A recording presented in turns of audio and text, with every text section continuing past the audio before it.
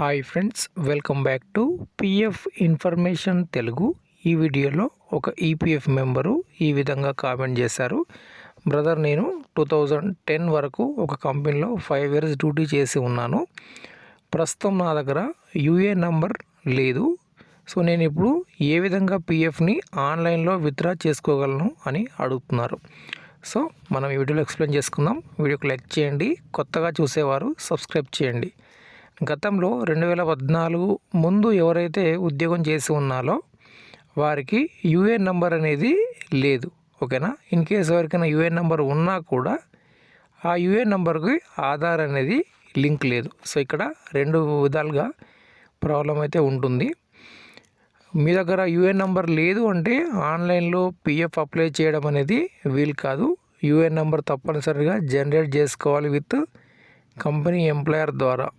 లేదా in case company close అయిందంటే మీరు ఆన్లైన్లో అప్లై చేయడానికి ఆప్షన్ రాదు. కాబట్టి నేరుగా పిఎఫ్ ఆఫీస్ వెళ్ళి ఆఫ్లైన్లో మీరు పిఎఫ్ మరియు పెన్షన్ విత్డ్రా చేసుకోవాలి. ఆన్లైన్ అయితే రాదు. ఒకవేళ మీ దగ్గర యూఏఎన్ నెంబర్ ఉంది అనుకుంటే ఆ యూఏఎన్ నెంబర్కు ఫస్ట్ ఆధార్ అనేది అప్డేట్ చేయాలి.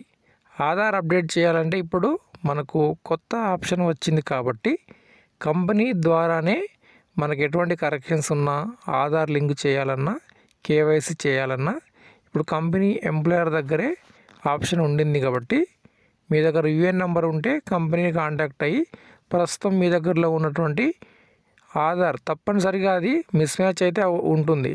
గతంలో నేమ్లో కానీ డేట్ ఆఫ్ బర్త్ కానీ కంపెనీ వాళ్ళు ఇష్టం వచ్చినట్టు ఎంటర్ చేసి ఉంటారు.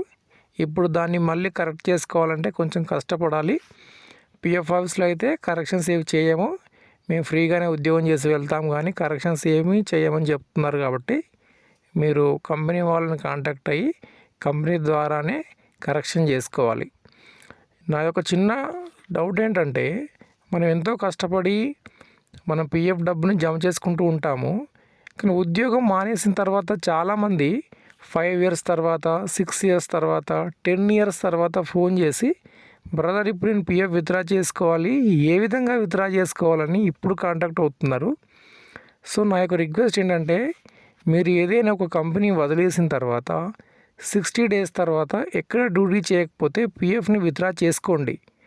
అలా కాకుండా పిఎఫ్ ఇంట్రెస్ట్ వస్తుందని మీరు పిఎఫ్ దగ్గర మీ యొక్క అమౌంట్ ఉంచితే మాత్రము 1 ఇయర్ తర్వాత లేదా 2 ఇయర్స్ తర్వాత ఆ పిఎఫ్ అలానే ఉందనుకోండి, ఆ పిఎఫ్ అమౌంట్ ఇంకా మీకు తీసుకోవడం చాలా కష్టమవుతుంది. చాలామంది సుమారు ఒక 70 లక్షల మంది పిఎఫ్ అమౌంట్ ఆల్రెడీ ఈపీఎఫ్ దగ్గర మూలుగుతుంది. అది తీసుకోవడానికి అవకాశం లేకుండా పోతుంది. అందుకోసమే మీరు ఎక్కడైనా ఉద్యోగం చేస్తూ ఉంటే ఓల్డ్ కంపెనీ యొక్క అమౌంట్ని ప్రజెంట్ ఎక్కడైతే వర్క్ చేస్తున్నారో ఆ కంపెనీలోకి ట్రాన్స్ఫర్ చేసుకోండి. లేదు నేను ఎక్కడ చెయ్యను అని అనుకుంటే పిఎఫ్ని విత్డ్రా చేసుకోవడం మంచిది. ఓకే, వీడియోకి లైక్ చేయండి, సబ్స్క్రైబ్ చేయండి. ధన్యవాదాలు.